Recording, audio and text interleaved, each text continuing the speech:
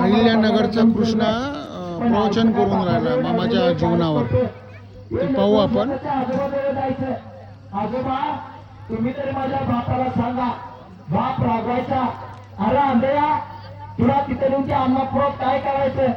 तुला काय देव दिसणार का? तुला काय देव दिसणार का? बाप मारमार मारायचा, नाही न्यायचा. पण दुसऱ्या दिवशी बैलगाड्या वाजल्यावर, बैलाच्या गळ्यातील घुंगराचा आवाज आल्यावर ते लेकरून जमिनीवरती धाडाधाडा व्हायचं, नाकात शेमुडायचा. आईचं घरात काय चालत नव्हतं. आई काय बोलली तर नवरा तिला नाही तसं बोलायचा. पण एक दिवस ते लेकरून जिद्दीलाच पेटला. बापाला आदर किंवा मार, रस्त्यावरती धाडाधाडा मिळवत असताना लोक बापाला म्हणू लागले, हे गड्या, अरे तुझ्या पोटचं पोर काय, अरे घेऊन जा केलं त्याला बाळूमामाला बघा आदमापूरला. आदमापूरला तिकडे त्याला काय करायचं? आदमापुरात तिथं काय त्याला घेऊन दिसणार का? आणि चालत्या बैलगाडीतनं बाप बैलाचा काजरा सोडून खाली उतरला आणि बाळूच्या दंडाला धरलं. त्या लेकराची आई बैलगाडीत बसल्या, आजोबा बैलगाडीत बसल्या, दंडाला धरून त्याला बैलगाडीत फेकलं. आणि लेकरू आईच्या कुशीत मांडीवरती बसल्याबरोबर आईनं माईनं त्याच्या डोक्यावरनं हात फिरवला, त्याच्या नाकाचा शिंबूड पुसला. आणि मंडळी निघाल्या, सगळ्या बैलगाड्या आदमापूरच्या दिशेने निघाल्या. आदमापुरात मामांचा दरबार भरलाय, हजारच्या संख्येने भाई भक्त आहेत. बैलगाडीला झुंपलेली बैल सोडत असताना मामा उठून उभा राहिला. त्या लेकराची आई त्या मुलाला हाताला धरून मामाच्या दिशेने घेऊन येत असताना त्याचा बाप तिकडे बैलगाडी सोडतोय.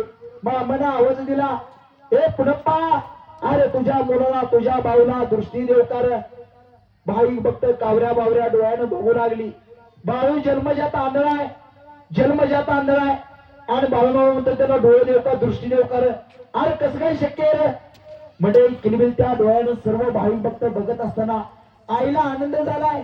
आईच्या डोळ्यातून आनंद सुरू होते. जन्मजात माझं लेकरू आंधळ आणि देव त्याला आता कायमचं दिसायला लावणार आहे. आईनं पटकन लेकरू काकेत घेतलं आणि गडबडीनं मामांच्या दिशेने येऊ लागले. आई लेकराला घेऊन, बाळूला घेऊन मामांजवळ आली आणि किलबिल त्या डोळ्यानं सर्व भावी भक्त बघत असताना मामा उठून उभं राहिलं. आईनं काकेवरनं लेकरू खाली उतरलं आणि देवाचं दर्शन घेऊन पाठीमागं बसल्याबरोबर सगळीकडे शांतता झाली, स्तब्धता झाली. आणि देव बाळू मामा बोलू लागला, हे बाळू, अरे लेकरा मी तुला आता दिसायला लावणार आहे, पण दिसायला लावल्याबरोबर तुझा माझा पाठ शिवचा खेळ सुरू होईल. हे बाळू लेकरा, मी आता पुढे पळणार, तू पाठीमागे पळायचे. जर बाळू लेकरा तू जर माझी पाठ शिवला तर मी तुला कायमचे डोळे देईन, कायमचे दृष्टी देईन. आईच्या डोळ्यातून आनंद सुरत आहे. जन्मजात माझं लेकरू आंधळच आहे आणि आसाम तसं आता त्याला देव दिसायला लागणार आहे. आणि मंडळी क्षणार्धात या सद्गुरु संत बाळूमामाने ब्रह्मांड नायकानं समुद्र मातावरचा निर्माण झालेला भांडारा, ती भांडाऱ्याची चिमट सर्व भाविक भक्तांसमोर बाळूच्या दिशेने फेकल्याबरोबर बाळूला उडी मारली. आई देव जमलेल्या भाविक भक्तांनी चांगलचा जयघोष केला आणि क्षणार्धात मामा पुढे पळू लागलं. बाळू पाठीमागं पळू लागलं. खाली बसलेल्या भाविक भक्तांना प्रश्न पडला, कसं काय शक्य, कसं काय देव भेटणार? मंडळी मामांचं वय वर्ष 70 आहे, बाळूचं वय वर्ष 12 आहे.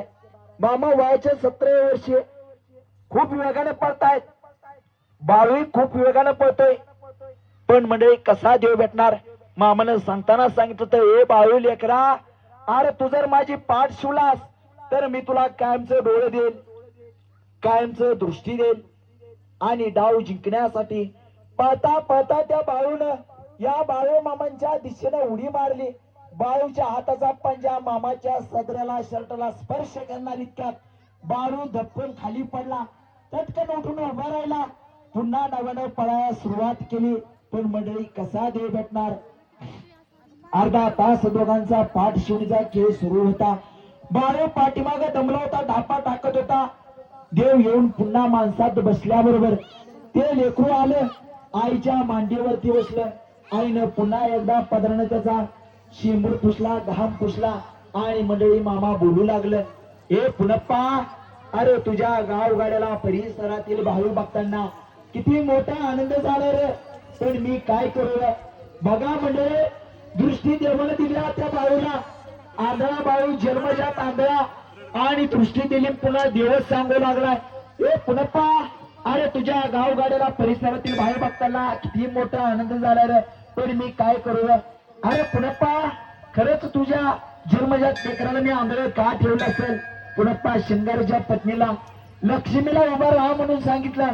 खरंच तुझ्या जन्मजात लेकराला मी आंधळ का ठेवलं असेल? आणि मंडळी मामा सांगू लागलं, ए पुनप्पा, अरे तुम्हा दोघा उभायताना किती मोठा आनंद झाला, पण मी काय करू? जर पुनप्पा मी जर तुझ्या मुलाला तुझ्या भाऊला जर दृष्टी दिली तर तुझ्या मुलाच्या तुझ्या भाऊच्या हातून 7 खूण काढणार आहेत, आणि तुझा खूण पहिलाय गाडी. आता काय करू ते सांग. बापानं मुकाट्यानं मान खालीच घातले.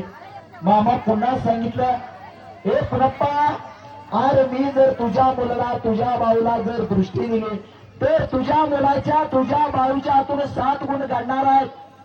आणि पुन्हा एकदा बापाला सांगितलं, अरे गड्या, अरे पहिला कोण तुझंच आहे, काय करू ते सांग.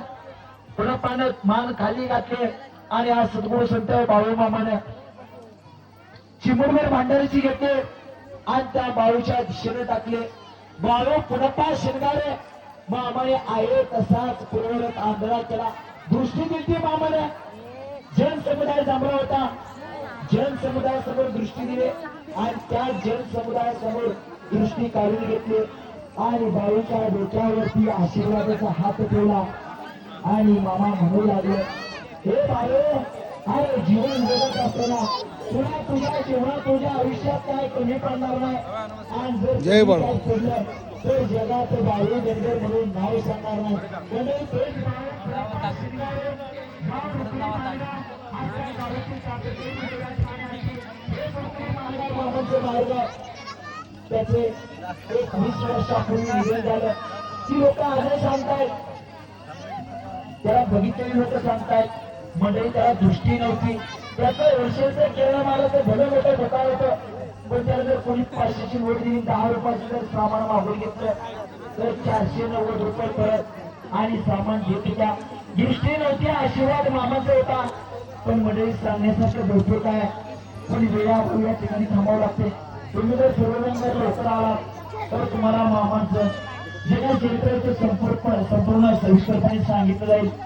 जो मी आईचा समर्थो तो मी जगाचा नातो, गागड आईचा साक्षी होतो तोही मीची. मामानं सांगितलं, जो मला हाय म्हणन त्याला मी हाय, जो मला नाही म्हणन त्याला मी कधीच नसतोय. आणि ज्या दिवशी पृथ्वी तलावरील उडी झालं, उभ्या महात्रायण महाविनाशन महाग्निश्वरानं उभ्या उभ्या एकाच वेळी ओढली झाडं पेर घेतील, त्या दिवशी मी नाही असं समजा. तोपर्यंत तुम्ही मला कुठून हात मारा, मी तुमच्या टाचाखाली उभा असं समजा. चला गावातील भाई भक्त आपण देवाला आरती करण्यासाठी समोर यायचे.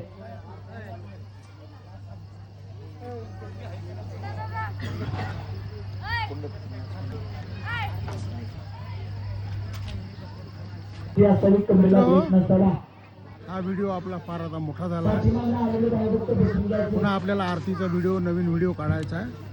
तोपर्यंत इथेच थांबू. बोला बोला बाळूमामाच्या नावानं चांग भलं. माझा व्हिडिओ तुम्हाला आवडला असेल लाईक करा, शेअर करा, सबस्क्राईब करा. बोला बोला बाळूमामाच्या नावानं चांग भलं. जय बाळूमामा.